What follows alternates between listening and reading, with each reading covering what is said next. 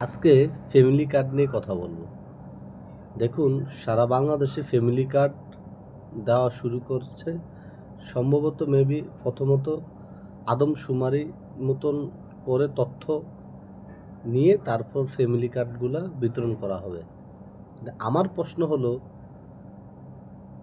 যারা দীর্ঘদিন স্বৈরাচার বিরোধী আন্দোলন করেছে, তৃণমূলে যারা এই 17 বছর খেয়ে না খেয়ে দলের জন্য কাজ করেছে, আমার মতে সবার আগে ফ্যামিলি কার্ডটা তাদের দেওয়া উচিত।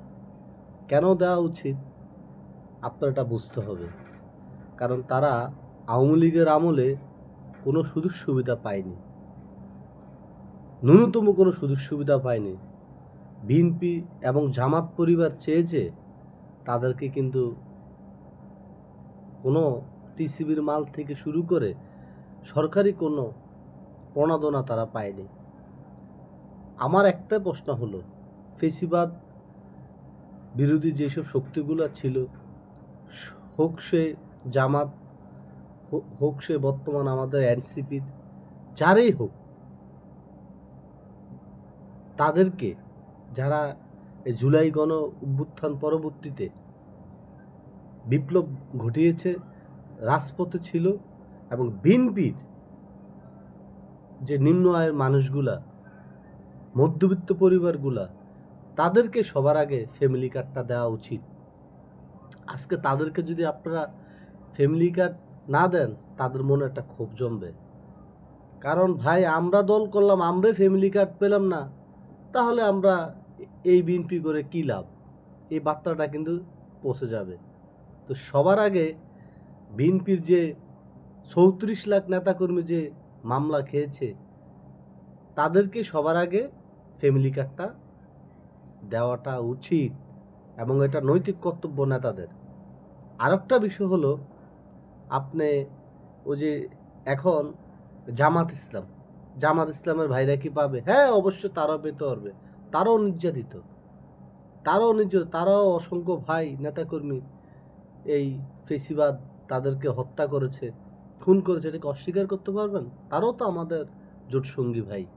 অথবা মতের অমিল থাকতে পারে, এখন আমরা একটু একজন আরেকজনের বিষয়ে বলি। যাই হোক, আপনাকে লিগ্যাল এবং হক কথা বলতে হবে। আরেকটা বিষয় হলো, যদি আপনি, আমাদের দলের কিছু লোক আছে যাদের টাকা আছে, অজস্র টাকা আছে, পয়সা আছে, তারাও ফ্যামিলি কার্ড নেওয়ার জন্য ধান্দা খোঁজে। কেন রে ভাই? আপনার তো টাকা পয়সা আছে, আপনার সম্পদ আছে, সব আছে, আপনি ফ্যামিলি কার্ড নেবেন কেন? আপনারা আল্লাহ রাস্তা, আপনারা বিরত থাকুন। যারা মধ্যবিত্ত নিম্ন আয়ের মানুষ, বিএনপির নেতাকর্মী, তারা সবার আগে এটা প্রাধান্য। তার সাথে আমাদের এই জোট সঙ্গী দীর্ঘদিনের জামায়াত ইসলাম এবং এনসিপির যেসব ভাইরা নতুন জুলাই গণ অভ্যুত্থানের রাজপথে ছিল, তাদের মধ্যে যে গরিব মধ্যবিত্ত আছে, তারাও এই ফ্যামিলি কার্ড আওতাভুক্ত হবে। আর আমাদের চেয়ারম্যান মাননীয় প্রধানমন্ত্রী এটা সর্বজনীন, সবার জন্য এটা করছে। সে আওয়ামী লীগের যদি মধ্যবিত্ত হয়, গরিব হয়, সেও পাবে সারা বাংলাদেশের জন্য। অতএব সবার আগে প্রাধান্য কিন্তু এই স্বৈরাচার বিরোধী আন্দোলনে যারা রাজপথে ছিল, এবং 17 বছর যেসব নেতাকর্মীরা রাজপথে ছিল, এবং